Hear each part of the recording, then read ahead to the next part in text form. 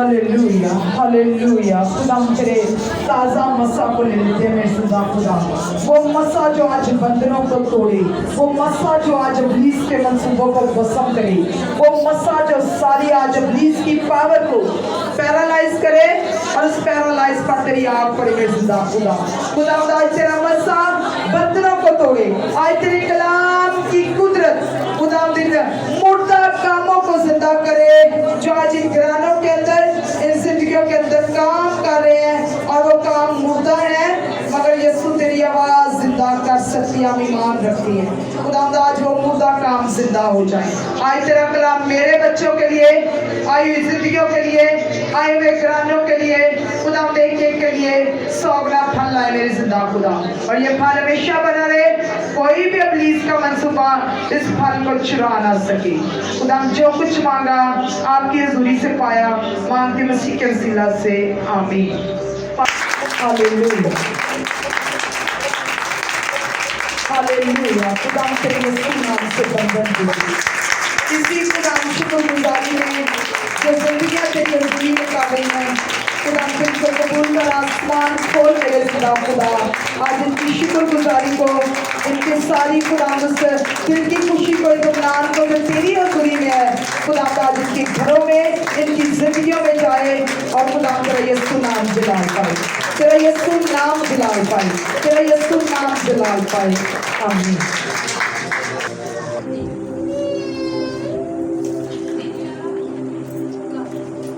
Hallelujah.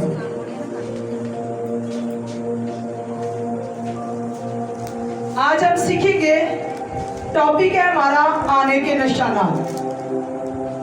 आने की निशानियां, किसके आने की निशानियां? यीशु के दोबारा आने की निशानियां। कि वो कब आएगा, क्योंकि किसी को टाइम, महीना, साल किसी को भी पता नहीं है, लेकिन कुछ ऐसी निशानियां हैं जो यीशु के मुंह से निकली और यीशु ने फरमाई, और आज हमारे लिए भी वो सीखने का वक्त है कि हम उन निशानियों को देखते हुए कैसे तैयारी करें और कैसे अपने खुदा के लिए तैयार होना है। तो आज हम खुदा के कलाम में से देखेंगे मत्ती की अंजील,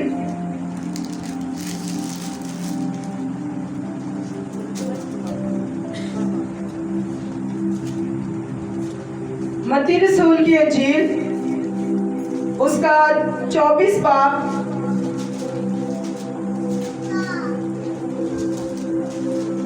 32 आयत से 37 आयत तक। बड़ी तवज्जो के साथ खुदा के कलाम को सुने। है तो तकरीबन पूरा 24 बाब जो है इसी आगाही के बारे में है, इब्ने दाऊद की आमद के बारे में, इब्ने आदम की आमद के बारे में, लेकिन हम खास बात पर गौर करेंगे और वो 32 आयत से लेकर 37 आयत तक है। अब अंजीर के दरख्त से एक तमसील सीखो, जो ही उसकी डाली नरम होती और पत्ते निकलते हैं, तुम जान लेते हो कि गर्मी नजदीक है। इसी तरह जब तुम इन सब बातों को देखो तो जान लो कि वो नजदीक बल्कि दरवाजे पर है। मैं तुमसे सच कहता हूं कि जब तक ये सब बातें ना हो ले, ये नस्ल हरगिज़ तमाम ना होगी। आसमान और जमीन टल जाएंगे, लेकिन मेरी बातें हरगिज़ ना टलेगी। लेकिन उस दिन और उस घड़ी की बाबत कोई नहीं जानता, ना आसमान के फरिश्ते, ना बेटा, मगर सिर्फ बाप। जैसा नूह के दिनों में हुआ, वैसा ही इब्ने आदम के आने के वक्त होगा। क्योंकि जिस तरह तूफान से पहले के दिनों में लोग खाते पीते और ब्याह शादी करते थे, उस दिन तक कि नूह कश्ती में दाखिल हुआ, और जब तक तूफान आकर उन सब को बहा न ले गया, उनको खबर ना हुई। इसी तरह इब्ने आदम का आना होगा। उस वक्त इसी तरह से इब्ने आदम का आना होगा। खुदाम के पढ़े और सुने जाने पर खुदाम की बरकत होगी। इसी के साथ हम देखेंगे लूका तबीब की अंजील, उसका 17 बाब 24 आयत। खुदाम के कलाम में यूं लिखा है,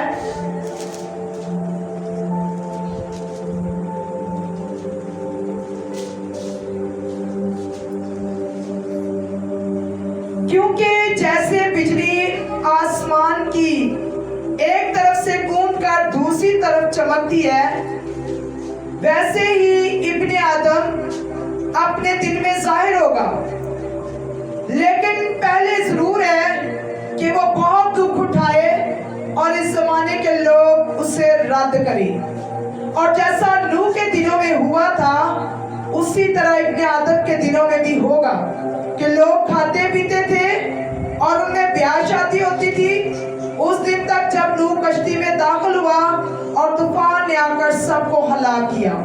और जैसा लूत के दिनों में हुआ था कि लोग खाते पीते और खरीदो फरोख्त करते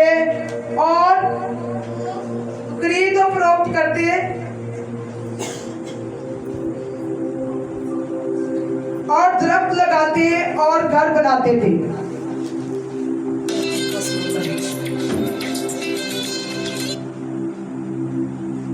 और जैसे नूह के दिनों में हुआ था कि इस तरह इब्ने आदम के दिनों में भी होगा कि लोग खाते पीते थे और उनमें ब्याह शादी होता था, उस दिन तक जब नूह कश्ती में दाखिल हुआ और तूफान ने आकर सबको हलाक किया।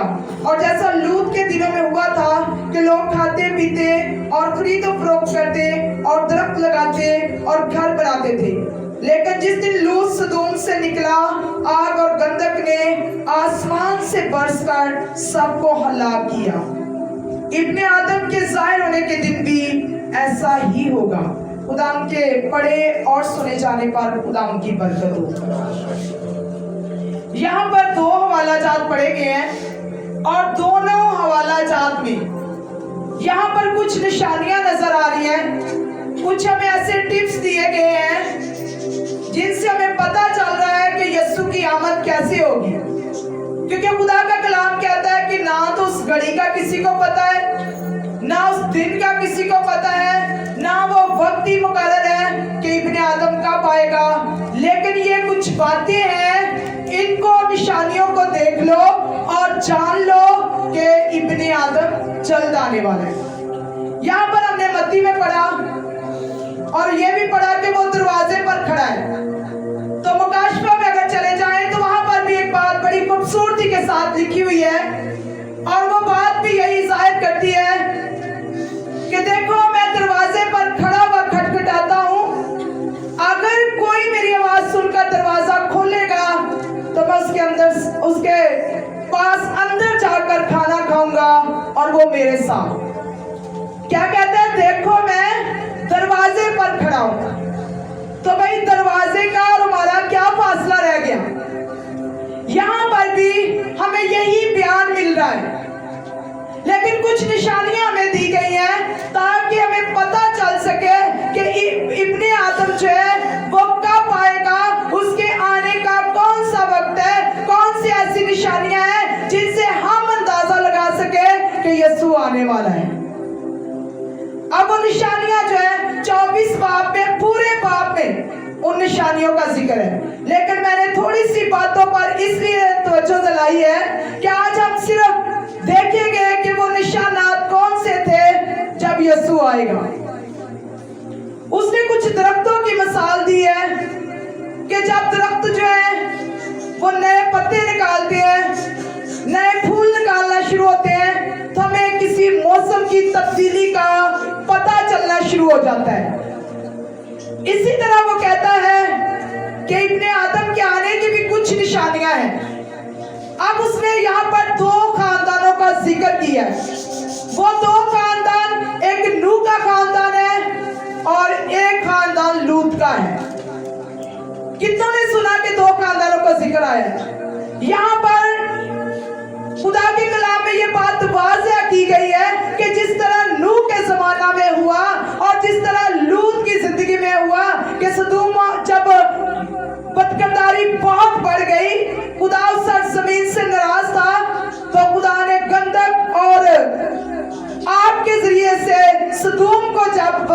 किया, खत्म किया, तो वहां से लूत को निकाला।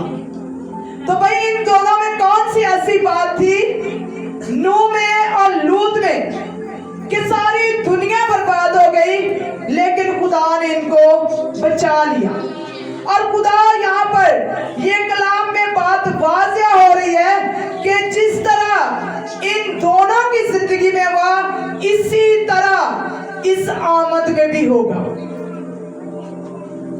मैंने पहले बताया कि यहाँ पर जो है दो खानदानों का जिक्र है। उस वक्त कश्ती तैयार हो रही थी और अब कलीसिया तैयार हो रही है यीशु के इस्तकबाल के लिए। फिर दो बातें आ गई कि उस वक्त कश्ती तैयार हो रही थी, लेकिन अब कलीसिया तैयार हो रही है यीशु के इस्तकबाल के लिए, उसकी आमद के लिए। यहाँ पर दो खानदानों का जिक्र दोनों हवालों में हमें मिला है और यही कहा गया है कि जैसा उन दिनों में हुआ था, वैसा ही सेम इब्ने आदम के आने पर भी होगा। क्या होगा भाई? शादी ब्याह हो रहेंगे, लोग खाते पीते होंगे, लोग पहनते ओढ़ते होंगे, घर तमीर किए जा रहे होंगे, घर बन रहे होंगे, सारे काम जो दुनिया के हैं वो चल रहे होंगे। यहाँ पर कोई भी ऐसा काम नहीं जो वाज़िया किया होगा कि रुक जाएगा तो फिर यीशु आएगा, नहीं। बल्कि नूह के जमाना में भी जब नूह कश्ती बना रहा था तो नूह भी यही मनादी कर रहा था कि तूफान आने वाला है और बच जाओ, तौबा कर लो। लेकिन कोई नहीं सुनता था, किसी ने भी इस बात पर तवज्जो ना दी। आज क्या हालात है, आज भी गौर करें अपनी जिंदगी पर, मैं भी आप भी, कि आज भी सेम वैसा ही है। आज भी हमें पैगाम मिल रहा है यीशु आने वाला है, यीशु आने वाला है, आमद की तैयारी करो। लेकिन क्या है, सर से जो भी नहीं भीग रही। लोग उसी तरह उन्हीं कामों में, जो नशे में डूबा हुआ है, जो गुनाह कर रहा है करता ही जा रहा है, जो किसी गलत कामों में फंसा हुआ है फंसता ही जा रहा है। किसी बात का डर नहीं है। कोरोना की लहर आई, चली गई, फिर आ गई। क्या वजह है, क्यों दुखों में है, क्यों ऐसे हालात हैं? इसमें कोई तो राज नजर आ रहा है, कोई तो ऐसी बात है, क्योंकि खुदा का कलाम कहता है कि जब जमीन पर बदकारी बढ़ गई। इसको हम देखेंगे खुदा के कलाम में से, पैदाइश की किताब, ताकि आज हमें पता चले कि ये हालात जो हैं, खुदा का कलाम कहता है कि जैसा नूह के जमाना में हुआ, जैसा लूत के साथ हुआ, इसी तरह सेम होगा तो इब्ने आदम आ जाएगा। तो भाई उनके जमाना में क्या हुआ, हम निकालते हैं पैदाइश की किताब, उसका 6 बाब और उसकी 9 आयत। नूह का नसबनामा ये है, नूह मर्द रास्तबाज और अपने जमाना के लोगों में बेऐब था और नूह खुदा के साथ साथ चलता रहा और उससे 3 बेटे सिमहाम और याफत पैदा हुए। पर जमीन खुदा के आगे नाराज हो गई थी और वो जुल्म से भरी थी और खुदा ने जमीन पर नजर की और देखा कि वो नाराज हो गई है, क्योंकि हर बशर ने जमीन पर अपना तरीका बगाड़ लिया था। बेशक ये हवाला पूरी डिटेल हमें दे रहा है, लेकिन हमने सिर्फ नूह की जिंदगी पर गौर कर रहे हैं कि नूह में ऐसी कौन सी बात थी। और वो बात हमें 9 आयत में कुछ खूबियां नजर आ रही है। खूबियां क्या थी कि नूह जो था मर्दे रास्तबाज था। सबसे पहली खूबी कि मर्दे रास्तबाज है, दूसरी खूबी के बेऐब है। पहली खूबी मर्दे रास्तबाज है, दूसरी खूबी कि वो लोगों में से बेऐब था। बेशक वो रहता उसी दुनिया के अंदर है जो गंदगी से भरी हुई है, जो नाराजगी से भरी हुई है, लेकिन इस बंदे के अंदर एक ऐसी बात नजर आ रही है जो खुदा को पसंद आई और खुदा के दिल को लग गई और खानदान को बचाने का इरादा कर लिया। और वो कौन सी बात थी? मैं आज कलाम तैयार कर रही थी और मैं तैयार करते करते यही सोच रही थी कि दुनिया गंदगी से भरी है, लेकिन गंदगी में से ही कमल का फूल निकला है। और वो फूल कौन है? नूह। उसी गंदगी में से आज हम दुनिया में रहते हैं। हम कहते हैं क्या करें, ये रस्म रिवाज नहीं करेंगे, खानदान वाले क्या कहेंगे? अगर मैं कलीसिया में ये काम नहीं करूंगा तो भाई ये कलीसिया क्या कहेगी? कल हमारी देखे खाने तो आ गया था, आज खुद पका नहीं सका। मैं ये नहीं करूंगा तो ये हो जाएगा। लेकिन वो उसी गंदगी के अंदर रह रहा है, लेकिन क्या है? मध्य रास्तबाज है, खुदा से डरने वाला है, खुदा की बात को मानने वाला है और खुदा से डरता है। ये नूह की पहली खूबी है। दूसरी खूबी क्या है? कि वो बेऐब है। उसके अंदर कोई ऐसा खुदा को गुनाह नजर नहीं आया कि खुदा उससे भी हलाक कर दे। और तीसरी उसमें खूबी ये है कि वो खुदा के साथ साथ चलता था। अब ये तीसरी खूबी मेरे और आपके लिए बहुत ही मुश्किल है कि खुदा के साथ साथ चलना। हमें तो जहां झूठ की जरूरत पड़ती है हम झूठ बोलते हैं, जहां कोई चुगली करनी पड़ती है वहां हम चुगली करते हैं। क्यों? क्योंकि आने वाली जिंदगी अगर कुछ लेके आई है तो मुझे भी कुछ बोलना पड़ेगा। लेकिन यहाँ पर खुदा का कलाम कह रहा है कि पूरी दुनिया को उसने तबाह करने का सोच लिया और पक्का इरादा कर लिया। लेकिन नूह में यह खूबी थी कि वो मर्द रास्तबाज था, बेऐब था और खुदा के साथ साथ चलता।